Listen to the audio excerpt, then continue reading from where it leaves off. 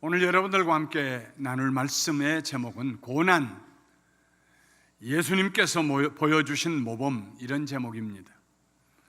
이 세상에 자식을 귀하게 여기지 않는 부모는 아무도 없습니다. 할 수 있으면 더 많이 공부시키고, 할 수 있으면 더 잘 먹이고, 할 수 있으면 더 잘 입히고, 할 수 있으면 내가 못 쓰고 못 입더라도 자식들에게 더 많은 유산을 남겨주고 싶은 마음이 부모의 심정입니다. 그런데 그렇게 키운 자녀들이 오히려 세상 사이에 더 잘 적응하지 못하고 위축되며 무능한 삶을 사는 경우를 우리는 가끔 봅니다. 그래서 지혜로운 부모들은 자녀들에게 생선을 주는 대신에 생선 잡는 방법을 가르쳐 줍니다. 스스로 문제를 해결할 수 있도록 기회를 주고 기다려 줍니다. 넘어졌을 때 자기 스스로 일어나게 합니다. 부모 없이 살아가야 할 날들을 위하여 미리 훈련을 시킵니다. 지혜로운 부모들입니다.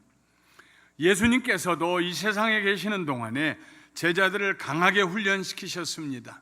예수님이 떠나시고 난 다음에 더 큰 시련이 다가올 터인데, 그때 하나님의 군사들로서 살아남을 뿐만 아니라 하나님 나라를 위해서 위대한 일을 하도록 하기 위해서 강한 훈련을 시키셨습니다.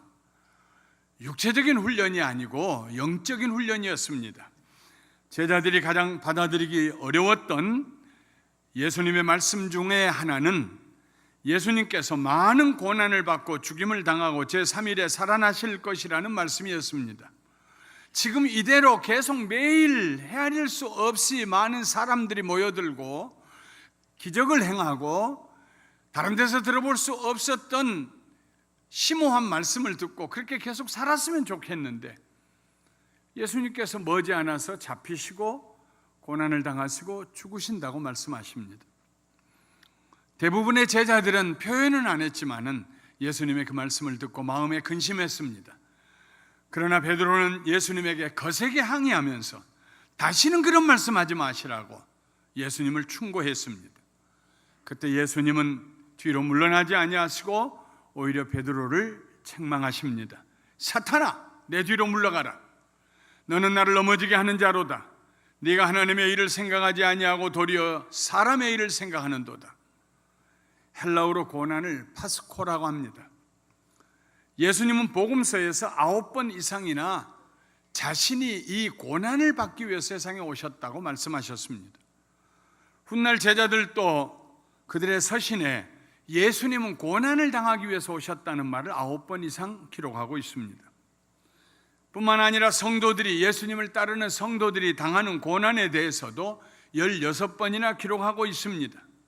예수님 당시에는 예수님이 고난 당한다고 하실 때 앞장서서 그런 말씀하지 마시라고 대들었던 베드로 자신이 그가 보낸 첫 번째 편지 베드로 전서에서 무려 10번이나 예수님의 고난과 성도들이 받아야 될 고난에 대해서 기록하고 있습니다.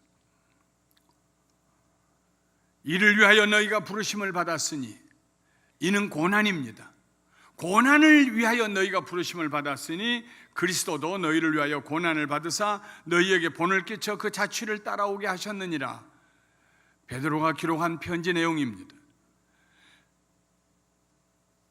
예수님께서는 사도 요한을 통하여 서머나 교회에 보내신 편지에서 장차 너희가 받을 고난을 두려워하지 말라고 당부하셨어요. 7교회에 보낸 편지 중에 서머나 교회 편지에 장차 너희가 받을 고난을 두려워하지 말아라. 예수님께서 다메섹으로 가는 길에 바울을 부르시고 아나니아라는 선지자에게로 보내십니다. 두려워하는 아나니아에게 주님께서 말씀하십니다. 가라! 이 사람은 내 이름을 이방인과 임금들과 이스라엘 자손들에게 전하기 위하여 택한 나의 그릇이다. 이 사람은 사울입니다. 그가 내 이름을 위하여 얼마나 고난을 받아야 할 것을 내가 그에게 보이리라. 이 말씀을 문자적으로 해석하면 바울은 예수님 때문에 고난받기 위하여 택함받은 사도였다는 말입니다. 그 말씀처럼 바울은 예수님의 부르심 받고 제자가 된 그 순간부터 순교당할 때까지 고난의 날들이었습니다.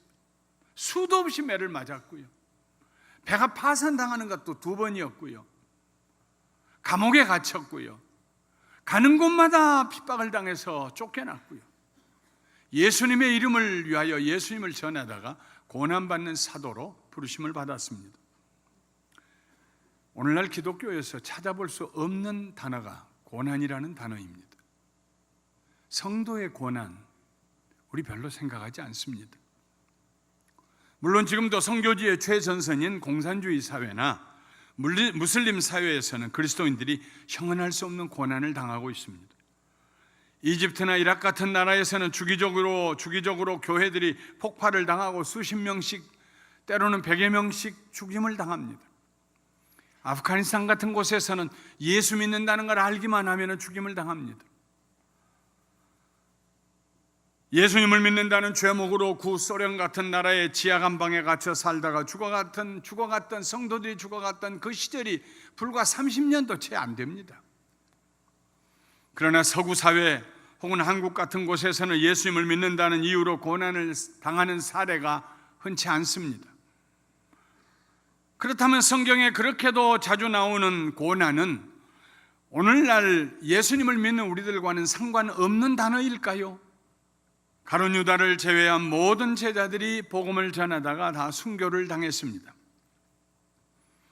예수님의 1세대 제자들에게, 예수님과 함께 다니면서 말씀을 듣고 훈련을 받았던 1세대 제자들에게 복음을 듣고 훈련을 받은 사람들, 제2세대의 제자들을 속사도라고 부릅니다.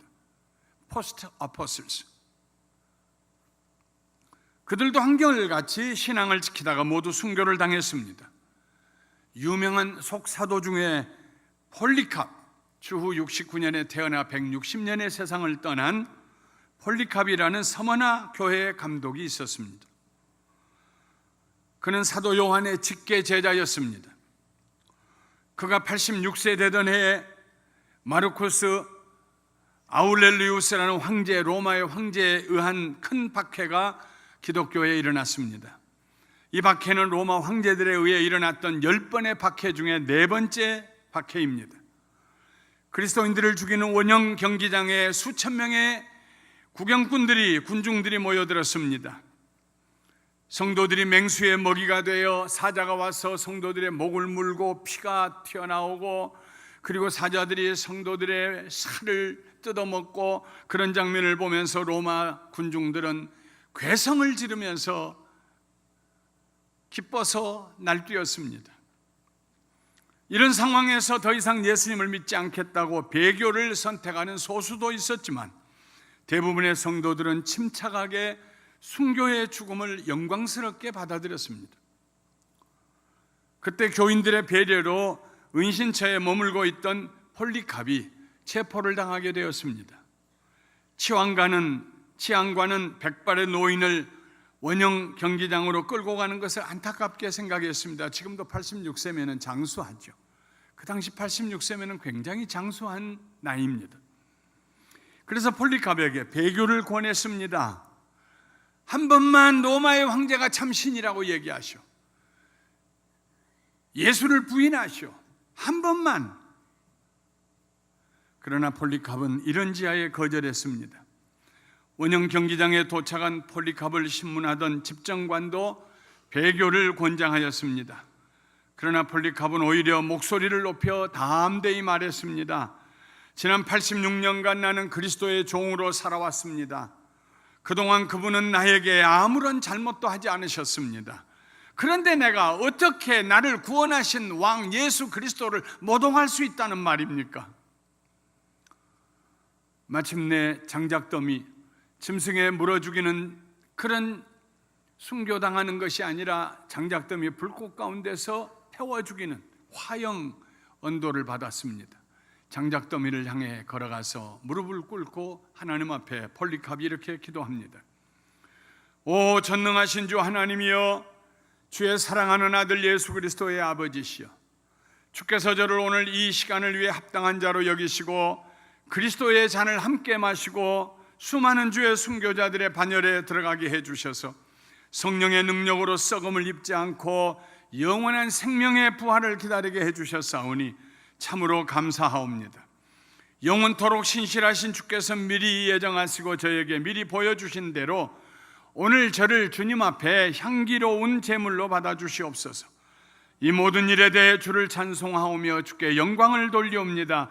또한 영원히 살아계신 예수 그리스도와 성령님께 지금부터 영원토록 영광이 있으시옵소서. 아멘. 폴리캅은 그를 불태우기 위해 쌓아놓은 장작더미로 당당하게 걸어갔습니다. 손이 기둥에 묶였습니다. 장작에 불이 붙었습니다. 그런데 놀랍게도 이 장작에 붙은 불더미가 마치 꽃봉오리처럼 가스로만 올라가지 폴리캅을 태우지를 못했습니다. 결국은 사형 집행인이 가서 칼로 그를 찔러 죽였습니다. 폴리캅의 죽음이 우리에게 이렇게 생생하게 전해지는 것은 그가 섬겼던 서머나 교회 교인들이 그의 죽음을 알리려는 목적으로 폴리캅 순교록을 저술하여서 후세에 남겼기 때문입니다. 지금까지도 남겨져 있습니다. 예수님은 세상에 계시는 동안에 죄를 범하지 않으셨습니다. 아무 잘못도 없으셨으며 거짓도 없었습니다. 함께 십자가에 달린 한 강도는 예수님을 가리켜 이 사람이 행한 것은 옳지 않은 것이 없느니라 했습니다. 이 사람 예수가 행한 것은 옳지 않은 것이 없느니라. 그럼에도 불구하고 예수님은 욕을 당하셨습니다. 수동태입니다. 그러나 맞대어 욕하지 않으셨습니다. 고난을 당하셨습니다. 능동태입니다. 욕을 당하시는 것은 수동적으로 당하셨지만 고난을 당하신 것은 자신이 자원해서 일부러 그 고난을 향해서 걸어 들어가서 당하셨습니다. 욕을 당하시거나 고난을 당하실 때 위협하지 않으셨습니다. 만일 예수님께서 욕하고 고통스럽게 하는 그들을 위협하셨다면 어떻게 되었을까요? 그들 중에 살아남을 자가 아무도 없을 것입니다. 겟세마네 동산에서 대제사장의 종의 귀를 칼로 베어버린 베드로에게 예수님은 이렇게 말씀하셨습니다. 너는 베드로야, 너는 내가 내 아버지께 구하여 지금 12군단 더 되는 천사를 보내시게 할 수 없는 줄로 아느냐? 하나님 앞에 히스기야 왕이 아수르 왕이 보낸 편지를 가지고 성전에 들어가서 펴놓고 엎드리며 하나님 읽어보시옵소서. 하나님을 모욕합니다. 하나님을 비난합니다. 하나님의 종과 하나님의 백성들을 비난합니다. 그때 하나님께서 이사야를 보내서 말씀했습니다. 걱정하지 말아라. 오늘 너희들이 보는 저 군사를 내일은 못 볼 것이다. 그날장에 하나님께서 천사 하나를 보내셨습니다. 하나님의 천사, 하나님의 사자 한 사람, 한 천사가 왔어요. 그리고 그 한 천사가 그날 저녁에 18만 5천 명을 소리도 내지 않냐고 다 죽였습니다. 아침에 일어나 보니 모두 시체였습니다. 로마의 군단은 리지오니아고 부르는 한 군단은 6천 명으로 구성이 됩니다. 백부장이 거느리는 100명, 그 100명이 6부대가 합하여서 한 단위를 이루고 600명의 단위가 10개를 합하여서 한 군단을 이룹니다. 그런데 12군단입니다. 천사 혼자 와서 18만 5천 명을 죽였는데 7만 2천의 천사가 오면 무슨 일이 일어나겠습니까? 내가 그렇게 할 수 없는 줄 아느냐? 그러나 그렇게 하면 이런 일이 십자가 위에서 내가 죽어야 한다는 이 예언된 일이 어떻게 이루어지겠느냐? 예수님께서 당하신 고난에는 거룩한 목적이 있었습니다. 많은 사람의 대속 제물로 죄값으로 그 자신을 십자가 위에 내어놓으셨습니다. 예수님의 죽으심은 죄인들을 대신한 죽음이었습니다. 여러분과 나를 대신한 죽음이 있었습니다. 예수님께서 제자들에게 말씀하셨습니다. 세상에서는 너희가 환난을 당하나 담대하라, 내가 세상을 이겼노라. 평안을 주시면서 동시에 환난이 앞에 있다는 것을 얘기하셨습니다.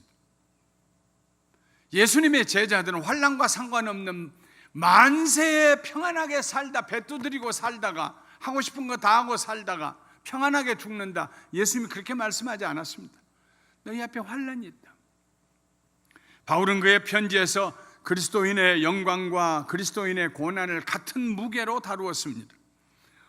로마서 8장 16절부터 17절에 성령이 친히 우리의 영과 더불어 우리가 하나님의 자녀인 것을 증언하시나니 자녀이면 또한 상속자 곧 하나님의 상속자요 그리스도와 함께한 상속자니 우리가 그와 함께 영광을 받기 위하여 고난도 함께 받아야 할 것이니라. 영광을 받기 위해서 고난도 함께 받아야 할 것이니라. 빌립보서 1장 29절에 바울은 말했습니다. 그리스도를 위하여 너희에게 은혜를 주신 것은, 그리스도를 위하여 너희에게 은혜를 주신 것은, 우리가 받은 은혜는 우리를 위해서가 아니라 그리스도를 위한 것입니다. 그리스도를 위해서 너희에게 은혜를 주신 것은 다만 그를 믿을 뿐만 아니라, 예수님을 믿을 뿐만 아니라 그를 위하여, 예수님을 위하여 고난도 받게 하려 하심이니라. 예수님을 믿을 뿐만 아니라 예수님을 위하여 고난도 받게 하려 하심이라. 예수님이 세우신 교회는 연약한 교회가 아닙니다. 무슨 일 있으면 다 뿔뿔이 흩어져 버리는 교회가 아닙니다. 강한 교회입니다. 내가 이 반석 위에 내 교회를 세우리니 음부의 권세가 이기지 못하리라. 로마의 황제들이 교회를 이기지 못했습니다. 짐승의 밥이 되게 하고 불로 태워 죽였지만은 그들은 교회를 이길 수가 없었습니다. 성도들을 이길 수가 없었습니다. 성도들이 손에 칼을 들고 싸워서가 아닙니다. 로마 황제들의 무서운 박해도 교회의 사랑과 교회의 믿음과 교회의 기도와 교회의 열정, 잃어버린 영혼들을 향하여 부르짖는 열정을 이길 수가 없었습니다.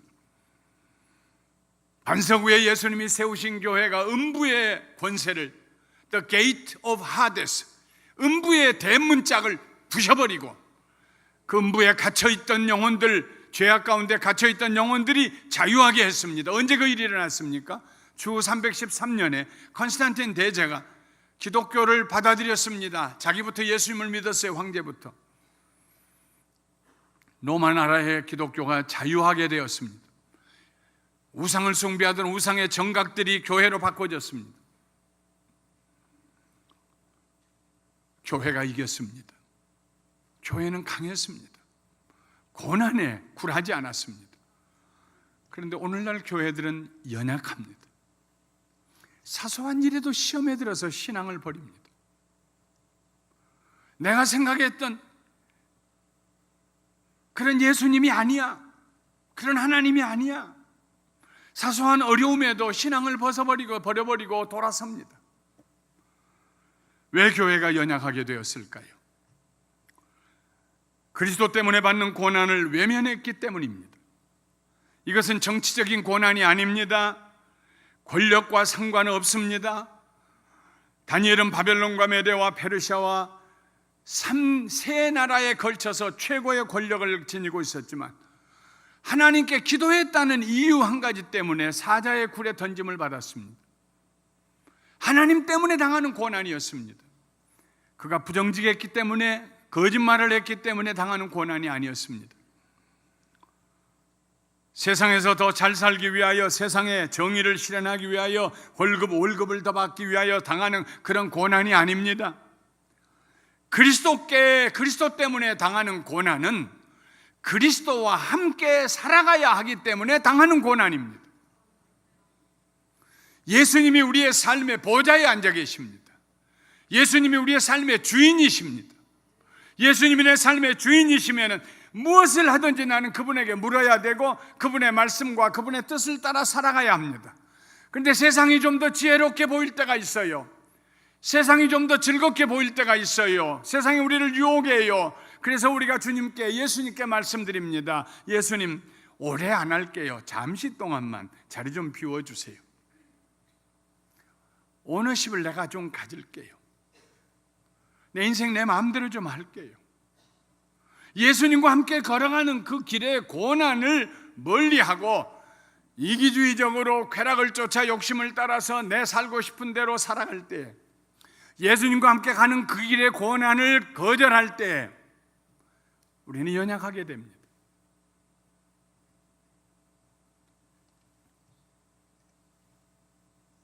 그리스도와 함께 살아가면서 세상과 부딪히는 고난이, 그것이 우리의 고난입니다. 아픔입니다. 거룩하게 살려다가 당하는 고난입니다. 성경은 이렇게 말씀하고 있습니다. 베드로전서 2장 19절 20절에 부당하게 고난을 받아도 하나님을 생각함으로 슬픔을 참으면 이는 아름다우나 부당하게 고난을 당하여도 하나님 생각하고 슬픔을 참으면 하나님 앞에 아름다운 것이다. 죄가 있어 매를 맞고 참으면 무슨 칭찬이 있으리요. 그러나 선을 행함으로 고난을 받고 참으면 하나님 앞에서 아름다운 것이니라. 할렐루야. 선을 행함으로 고난을 받고 참으면 고난의 목적이 있어요. 선을 행하는데 비난을 당할 때도 있어요. 선을 행하는데 오해를 받을 때도 있어요. 그래도 묵묵히 참고 하나님을 위하여 선을 행함으로 고난을 당하면 하나님 앞에 아름다운 것이다. 베드로전서 3장 14절에 베드로는 말합니다. 그러나 의를 위하여 고난을 받으면 복 있는 자다. 하나님의 나라와 하나님의 의를 위하여 고난을 받는 자면 복 있는 자다. 베드로전서 4장 15절 16절에 너희 중에 누구든지 살인이나 도둑질이나 악행이나 남의 일을 간섭하는 자로 고난을 받지 말려니와.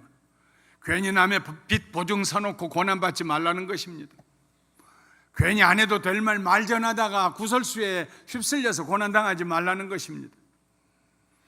만일 그리스도인으로 고난을 받으면 예수 믿는다는 것 때문에, 예수 믿는 삶 때문에, 예수 믿는 그런 생각과 사고방식 때문에 세상에서 고난을 받으면 부끄러워하지 말고 도리어 그 이름으로 하나님께 영광을 돌려라.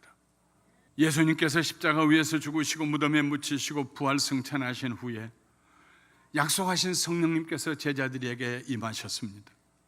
그때부터 예수님을 따르던 제자들과 성도들은 기꺼이 고난을 당하며 복음을 전했습니다. 예수 믿으면 금방 떼부자가 될 줄 알았는데, 예수님을 믿으면 출세할 줄 알았는데, 그들은 예수님 때문에 고난을 당했습니다. 그들이 고난 당했기 때문에 오늘 여러분과 제가 이 자리에 앉아서 하나님을 예배하고 있는 줄 믿습니다.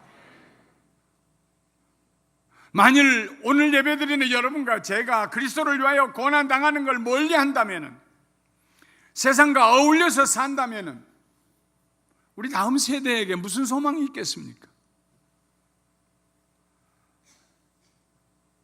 매를 맞고 감옥에 갇히고 순교를 당했던 초대교회 성도들, 그들이 고난을 당하였기 때문에 오늘 우리들에게 복음이 전파되었습니다. 그들의 고난이 없었다면 기독교는 오래전에 역사의 뒤안길로 사라져서 이상한 성격을 가진 종교가 되었을 것입니다. 예수님의 부활의 능력이 그들로 하여금 고난을 넉넉히 이기고 견디며 승리하게 해주었습니다. 예수님이 부활하시고 난 능력이 뭐냐 하면은, 예수님이 고난당하고 하나님의 나라를 세우신 것처럼 그의 제자들도 당당하게 고난당할 수 있는 능력이 부활의 능력으로 제자들에게 임하였다는 것입니다. 2주 전에 우리는 부활주의를 기념했습니다. 예수님의 부활의 능력이 우리에게 어떻게 나타나고 있습니까? 사랑하는 성도 여러분, 우리 감사가족들은 모두 강하고 담대하기를 주님의 이름으로 축원합니다. 사소한 일에 시험 들지 마십시오. 사소한 이익 때문에 신앙 뒷전으로 돌리지 마십시오. 하나님 앞에서 초대교회 성도들처럼 그리스도의 영광과 그리스도를 믿는 믿음과 우리의 고난당하는 것이 함께 당연한 것인 줄 알고 하나님 나라 갈 때까지 믿음의 선한 싸움을 싸우며 가시기를 주님의 이름으로 축원합니다. 오늘날 우리들은 예수님을 믿는다는 이유 때문에 고난을 당하지는 않습니다. 종교적인 자유가 보장된 사회에서 살고 있습니다. 그러나 우리에게는 또 다른 고난이 있습니다. 그것은 죄와 싸우는 고난입니다. 히브리서 기자는 말했습니다. 너희가 죄와 싸우되 아직 피 흘리기까지는 대항하지 아니하였다. 히브리서 12장 4절 말씀입니다. In your struggle against sin, you have not yet resisted to the point of shedding your blood.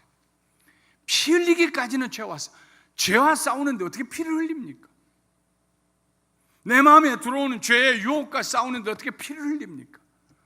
그러나 피를 흘리기까지 그런 각오와 자세를 가지고 죄의 유혹과 싸워야 된다는 것입니다. 그 싸움이 바로 고난입니다.